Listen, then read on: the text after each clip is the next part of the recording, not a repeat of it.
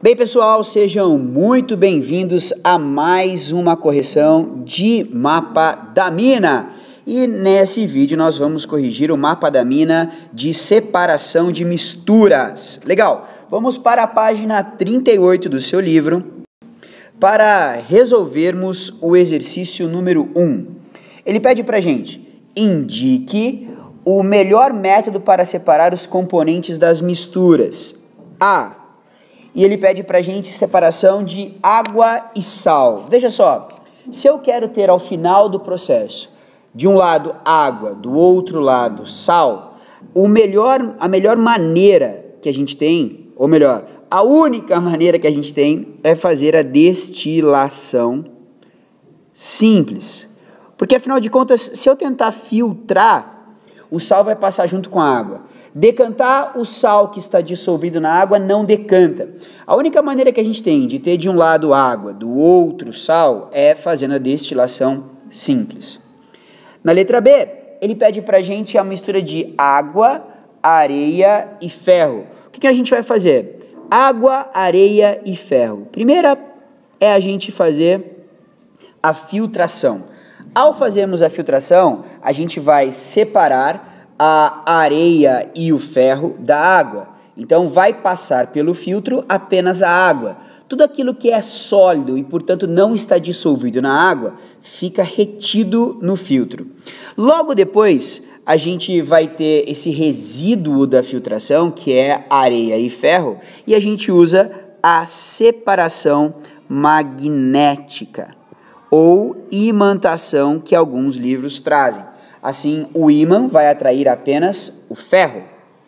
Filtração e separação magnética na sequência. C. Água de temperatura de ebulição 100 graus Celsius e acetona, temperatura de ebulição 56 graus Celsius. Nós estamos falando de dois líquidos que se misturam, são líquidos miscíveis. E tem pontos de ebulição diferentes, né? Quase que o da acetona é metade do da água. Para líquidos miscíveis, mistura homogênea de líquidos, a gente vai usar a destilação fracionada, ok? Não podemos usar a decantação, porque decantação é para líquidos que não se misturam. E água e acetona acabam se misturando. Então, destilação fracionada é a resposta. Na questão número 2, ele diz, olha, tem uma certa amostra de cloreto de sódio, que é sal de cozinha, com areia, e ele dá uma figura aqui para a gente olhar. Descreva o procedimento adequado para separar o cloreto de sódio da areia. Lembrando que cloreto de sódio é a mesma coisa que sal, legal? Então, primeira coisa que a gente vai fazer é a dissolução, não a destilação, mas a dissolução fracionada. A dissolução fracionada vai dissolver, a gente vai jogar água, e essa água vai dissolver apenas o cloreto de sódio, vai dissolver apenas o sal. Depois, a gente faz a filtração e bloqueia a areia. Também pode ser a destilação não. Pode ser a centrifugação ou ainda a decantação. Com um pouco de tempo, se a gente deixar um pouco de tempo, a decantação da areia acontece, ela vai para o fundo. Se eu quiser acelerar, ainda posso fazer a centrifugação. O método mais simples e eficiente, entretanto, é efetivamente a filtração. Legal? Beleza, a gente vai ter água e sal passando pelo filtro e a areia bloqueada no filtro. Depois, para a gente ter apenas o sal, a gente vai fazer a evaporação da água, evaporação do solvente, e vai sobrar o sal. A gente vai cristalizar o sal, evaporando a água. Vocês fizeram um processo similar a esse no laboratório. Espero que vocês se lembrem na provinha de vocês, para poder usar essa experiência laboratorial como uma referência teórica mesmo de como fazer esses procedimentos. Perfeito. Na questão número 3, ele diz, certa mistura sólida é constituída de cloreto de prata, cloreto de sódio e cloreto de chumbo 2. Já eu conto para vocês o porquê desse 2. a solubilidade desses sais em água está resumida nessa tabela que está aqui no meu vídeo. Baseando-se nos dados de solubilidade que nós já aprendemos, proponha maneiras de realizar a separação dos 3 sólidos que constituem a mistura.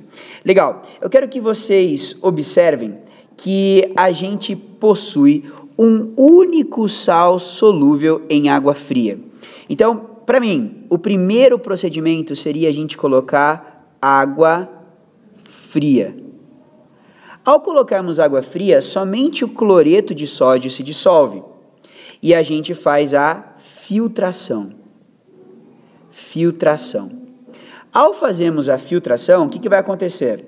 A gente vai ter o cloreto de sódio passando pelo filtro, né? O cloreto de sódio passa pelo filtro junto com a água fria e cloreto de prata e cloreto de chumbo, como são insolúveis, não passam, ficam bloqueados pela filtração, né? Ficam bloqueados pelo filtro. Portanto, ao fazermos a filtração, a gente vai ter água fria mais o cloreto de sódio e a gente vai ter o cloreto de prata mais cloreto de chumbo. Legal. Esse cloreto de sódio, para esse cara que passou pelo filtro, a gente vai evaporar água. A gente vai fazer a evaporação. E aí já resolve.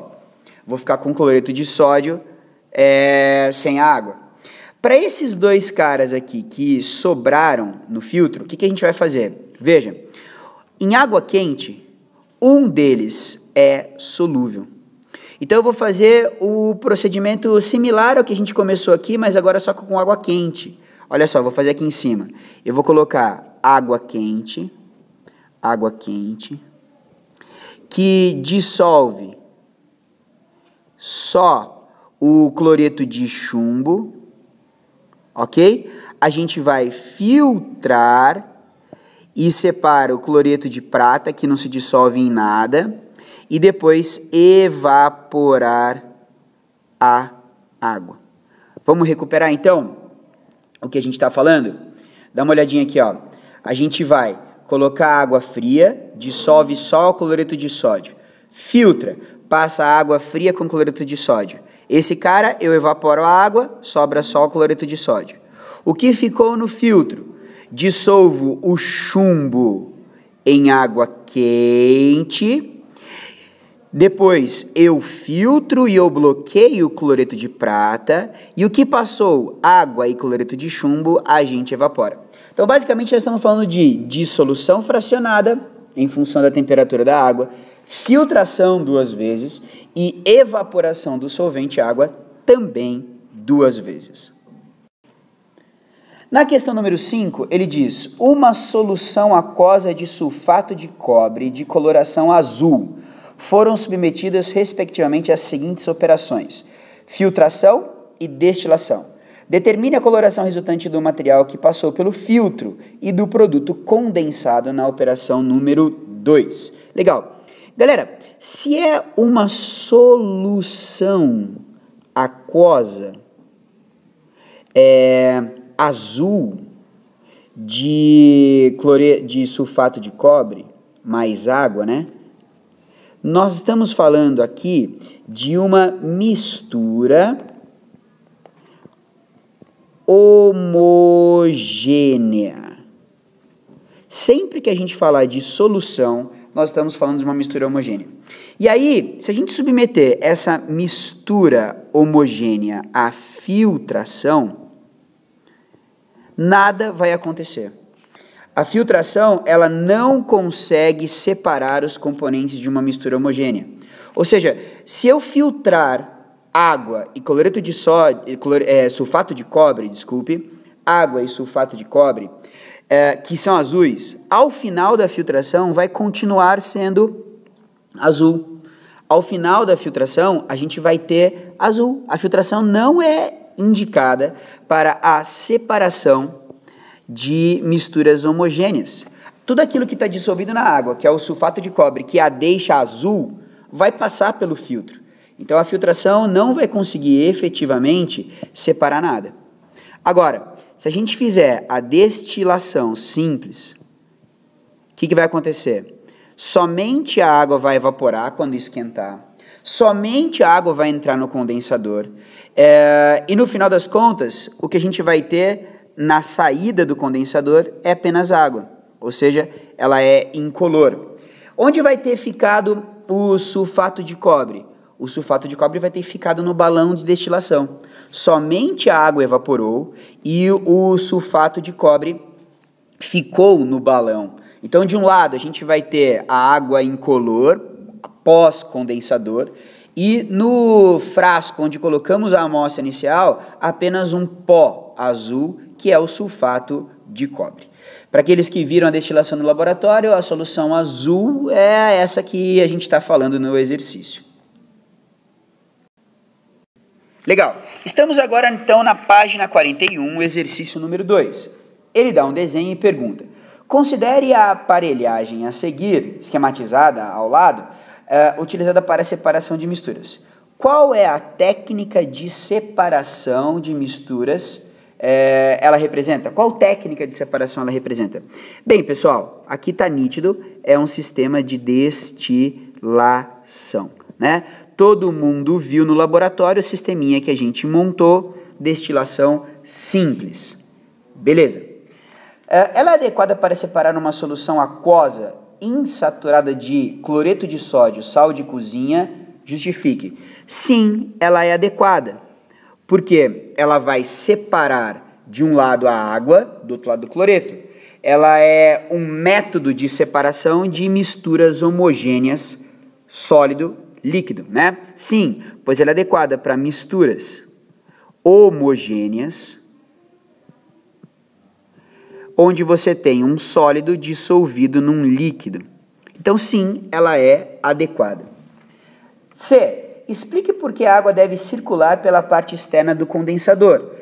Galera, vocês viram, né, que a gente circulou a água em volta do condensador, né, envolvendo um tubinho onde passava o gás. Isso daí acontece para que se resfrie, né, o resfriamento do vapor que está ali dentro. Ou seja, a gente põe água fria e corrente para que haja uma troca de calor. Legal? D. Utilizaríamos essa técnica caso não fosse necessária a recuperação da água? Não. Se a gente não precisasse da água, a gente poderia simplesmente usar a evaporação, como vocês fizeram no laboratório. A água vai embora e a gente fica com o soluto cristalizado, sólido, no frasco. Legal? A gente tem, então, mais um exercício, que é o da página 41 também, exercício 3. Ele pergunta: quais são os melhores métodos para separar os componentes das seguintes misturas? Sal da água do mar. Veja, a maneira mais fácil em laboratório é a gente fazer a evaporação, né? Se a gente quer obter o sal do mar, a evaporação, seja no laboratório, seja ao ar livre, nas salinas, é o melhor meio. Se eu quiser acelerar isso, eu posso fazer a destilação simples. Em escala comercial, ela não é indicada por conta do seu custo, mas é possível fazer em pequena escala no laboratório. Sementes de um suco de frutas. A gente pode usar a filtração com papel de filtro, tipo coador de café, ou ainda podemos usar uma coisa um pouco mais grosseira, que vocês também usaram no laboratório, que é a peneira. E aí a gente tem a técnica da peneiração. Seria quase que uma filtração um pouco mais grosseira, a peneiração. Em alguns materiais você vai encontrar o nome peneiração como tamização, ok? E para a letra C, latas de refrigerante de um lixo. A gente vai poder usar a separação magnética, ok? Também podemos usar a catação. Beleza? Show! Latas de refrigerante, sobretudo latas que têm componente férreo na sua composição. Joia? Na página 42, a gente tem o exercício número 6. Considere uma mistura homogênea líquida de água com acetona e cloreto de sódio. Explique como os componentes dessa mistura podem ser separados. Nessa questão, a gente tem uma mistura homogênea, uma solução onde você tem 2 líquidos mais um sólido. E aqui, nesse contexto, a melhor maneira, ou melhor, a única, é a destilação fracionada. Na destilação fracionada, a gente vai conseguir separar esses 2 líquidos pelos diferentes pontos de ebulição e ainda restar o sólido no balão de destilação. Então, a melhor maneira, a única maneira que a gente tem é a destilação fracionada. Os 2 líquidos são separados. Primeiro, evapora o líquido de menor ponto de ebulição, recolho ele. O segundo líquido, recolho ele em outro frasco e vai acabar sobrando o sólido. O de menor ponto de ebulição evapora primeiro, depois o outro líquido de ponto de ebulição maior e finalmente restando o sólido. Na questão número 7 diz: no laboratório há 3 frascos não identificados, contendo cada um deles uma das substâncias listadas a seguir. Então tem água, álcool e cloreto de sódio. Tem os pontos de fusão deles, os pontos de ebulição, quem se dissolve em quem e as densidades. Sugira um processo adequado para identificar o conteúdo de cada um dos frascos. A gente quer saber se é água, se é etanol ou cloreto de sódio. Bem, pessoal, o cloreto de sódio está fácil, né? Cloreto de sódio, sal de cozinha, tem um ponto de fusão muito alto, então esse cara aqui vai ser o único sólido, ok? O que for sólido, então, cloreto de sódio. Como diferenciar, então, água e etanol tentando não usar o cheiro, tentando não usar essa propriedade organoléptica do odor? Qual outra maneira nós poderíamos usar? Veja, a gente pode tentar fazer a fusão, o contrário da fusão, fazer a solidificação. Eu posso colocar uma porção de água e uma porção de etanol num freezer e tentar fazer a solidificação. Eu vou conseguir congelar a água, porque o freezer vai atingir temperaturas menores do que 0 graus, e não vou conseguir congelar o etanol numa geladeira, num freezer comum, porque a temperatura de congelamento dele é muito menor do que os nossos freezers. Então, tentar a solidificação. Um outro ponto que eu posso tentar fazer para identificar e separar um do outro, melhor, ver se um frasco é de um ou se o frasco é do outro, analisando a densidade. Eu posso pegar massas iguais, de água e etanol, né? Água e etanol, eu pego eu pego volumes iguais de etanol e água, e vejo pelos volumes, quem tiver a maior massa, o mesmo volume tiver a maior massa, é o mais denso, que seria a água. No mesmo volume, quem tiver menor massa, eu vejo, vai ser o etanol. Então, eu posso analisar pelas massas. Então, eu pego volumes iguais e analiso as massas. Ou eu pego massas iguais e analiso os volumes. Como assim, Paulinho? Se eu pegar a mesma massa de água e etanol, o etanol vai ter um volume maior. Como ele é menos denso, ele vai ter um volume menor. Como ele é menos denso, ele vai ter um volume maior. Recapitulando, vamos lá. Se a gente pegar massas iguais, a água é mais densa, ocupa menos volume. O álcool é menos denso, ocupa mais volume. Legal, galera? Isso aí. E para fechar o nosso mapa da mina, a gente tem o exercício número 8. A figura ao lado ilustra a aparelhagem utilizada para efetuar a separação de determinado tipo de mistura. qual é o nome da técnica de separação descrita? A gente está falando aqui de decantação, ok? Esse aqui é um funil de decantação, como eu mostrei para vocês no laboratório. Descreva o tipo de mistura cujos componentes podem ser separados utilizando-se essa técnica. A gente usa essa técnica para misturas heterogêneas, líquido mais líquido. Quando você tem líquidos que não se misturam com densidades diferentes, você consegue usar esse método de separação de misturas. O líquido mais denso fica embaixo, o líquido menos denso fica em cima, e a gente consegue escorrer um e depois escorrer o outro. Dê o nome dos equipamentos listados na imagem. Bom, vou tentar desenhar aqui. A gente tem primeiro esse suporte, que a gente chama de suporte universal. A gente tem um frasquinho aqui embaixo, que é o Becker.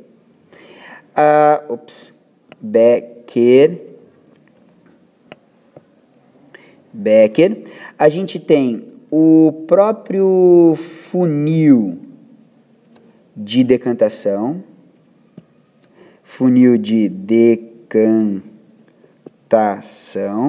também chamado de funil de bromo, e a gente tem ainda a garra.